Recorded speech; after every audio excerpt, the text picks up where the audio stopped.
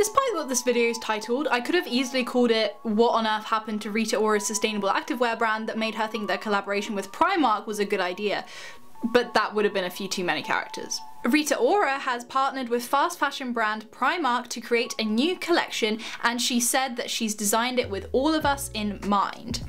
But that's not really true, is it? Because if she had designed it with all of us in mind, she wouldn't have used Primark's supply chain to create it, which exploits people and the planet for profit. I'm Shara from the Greenstocking Society, and in today's video we're diving into all of the details. We're seeing this trend start to ramp up of massive celebrities partnering with fast fashion brands. We just saw this a few days ago with Naomi Campbell for Pretty Little Thing as well, where she blamed the backlash from the sustainability community on racism instead of her own ignorance. This particular case is made so much worse by the fact that Rita Ora actually launched her own sustainable activewear line not that long ago, like last year. So I thought this video was going to be about kind of cognitive dissonance, but the deeper I dug into it, the more I realized that it's actually a lot stranger than that. So Humans Being, which is Rita Ora's activewear brand which she launched last year, they make their garments from natural and recycled materials which are Oeko-Tex Standard 100 certified, including organic cotton and a fabric called Antex, which is a recycled nylon made from plastic bottles, certified by the Global Recycled Standard. In a rather progressive step, they even acknowledge that though recycled fabric is one step forward, we know that it is not enough, committing to material innovation to create more sustainable fabrics. Even better, they're working with the World Land Trust with a goal to purchase 5,000 acres of rainforest and save 1 million trees in 5 years. They've also shared their supplies on their website, so extra points for traceability. In a statement, the brand said that Rita Ora has designed and worked closely with technicians in the fashion and sustainability sphere to curate an eco-conscious and luxury activewear line. By contrast, Primark is rated not good enough by the brand rating app Good On You. It is part of the Sustainable Apparel Coalition, but that's less of a certification and more of a group of brands that say they value sustainability. They have swapped to paper bags, and they did commit to eliminating hazardous chemicals in their supply chain as part of the Greenpeace Detox Fashion campaign, but we don't actually know how far along they are to reaching that target. But the biggest issue that they would need to fix in order to be sustainable is their entire business model, because they make really cheap garments that are designed to essentially end up as waste. We overconsume them because we're told that we should always have the latest thing. Primark hauls are absolutely massive because of the really cheap price of the garments. But because these clothes aren't made very well, we don't keep them for very long, and because they're trend-led, we only keep them for the season that they're trendy for. When it comes to ethics, Primark has signed some of the really important accords, such as the Bangladesh Accord for Fire and Safety and the Cotton Pledge, which protects workers in its supply chain. However, they don't own their factories, so they don't actually have that much control over what happens in their supply chain. They scored 40 out of 100 in the latest Fashion Transparency Index, which is granted 14 points above the average for this year, but there's a lot further to go.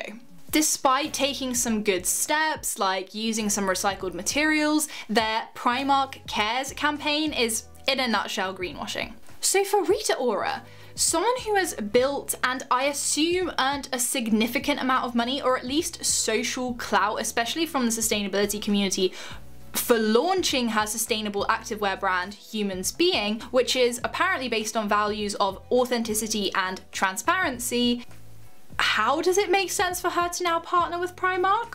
It's hard to believe that she's unaware of the issues, given that Humans Being is so focused on sustainability and ethics. So she's definitely aware of the issues. She can't even blame this on pure ignorance. She's willfully chosen to go after the clout, the young audience, the haul sort of culture that Primark brings, and just completely ditch Humans Being. I was trying to understand it, and so I was looking at her social media, I was looking at Humans Being, which is when I noticed something really odd. For a celebrity with 16 million followers on Instagram, she didn't post about it when it launched, or that post has since then been deleted.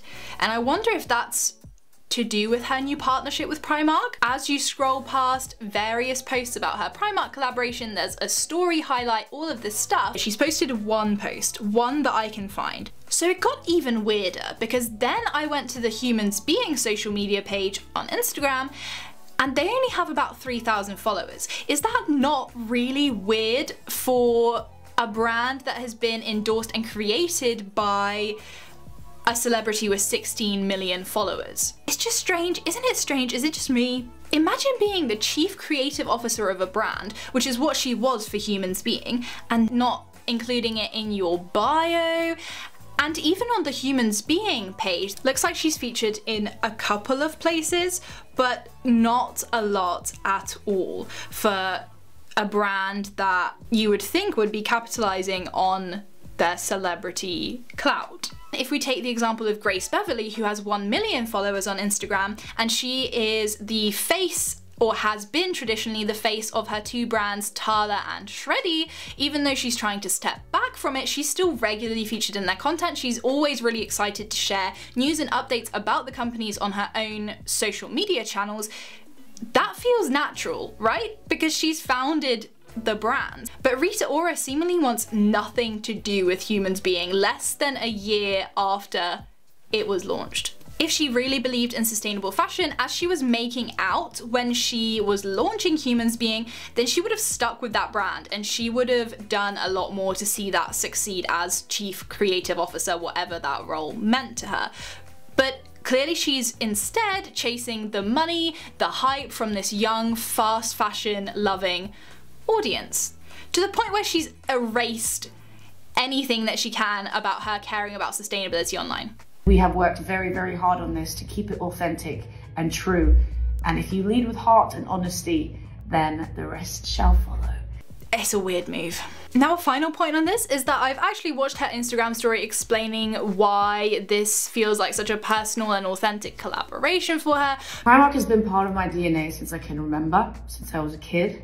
Everything I used to rely on if I needed to go out, if I needed to go to school, if I needed anything quickly, it was the trusting friend that I could always depend on. Especially growing up in a family that wasn't incredibly well off, she could always rely on it to be cheap clothing that she could still feel confident in. And whilst I understand that, I feel like I was very similar. I was the same. So many people that I knew have been the same. They grew up thinking, oh, Primark is absolutely fantastic. It's so cheap. I can get so many clothes for such little money. This is fantastic. Everything I've believed in with fashion had to start from somewhere. And it's also on trend and like so stylish and all of this.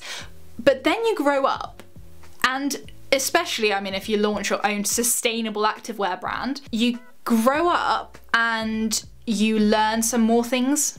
You would think that having worked in fashion, having launched her own brand built on sustainability, how many more times am I going to say that? Sounds ridiculous. You would think that she would understand and have matured past that point where she now gets why Primark isn't great. Despite some of the warm fuzzy memories that she might have of it, you can then acknowledge that you didn't know as much then as you know now, and now you know better, and now you can do better. So in that clip, she also mentioned the future generations that she was creating this collaboration for, which is just ridiculous. Finding it and feeling confident in it had this impact that just made me feel better as a person and gave me more confidence. And I wanted to do that for my fans and for the future generation. The fast fashion industry is a massive contributor to climate change. 10% of the world's global carbon emissions are coming from the fashion industry. So the future generations that she's making this for, they don't need another fast fashion collaboration with Primark and Rita Ora. What they need is for governments to ban fossil fuels. I feel mean, but like, it's the truth. In general, I think this is something that is common across so many people as well, is that they remain ignorant to these things because it makes their life more convenient. It keeps those memories that they had when they didn't know very much about the impact of their choices on other people around the world and on the environment, so that they can keep those memories close to heart, and so that they can follow up on business opportunities like this that they might know in the back of their minds is actually not great for anyone, especially future generations. But anyway, let me know your thoughts in the comments on this. I can't wait to see where the next stage of this celeb roller coaster of overproduction, greed, and ignorance takes us. So until next time, stay kind and I'll see you later. Bye.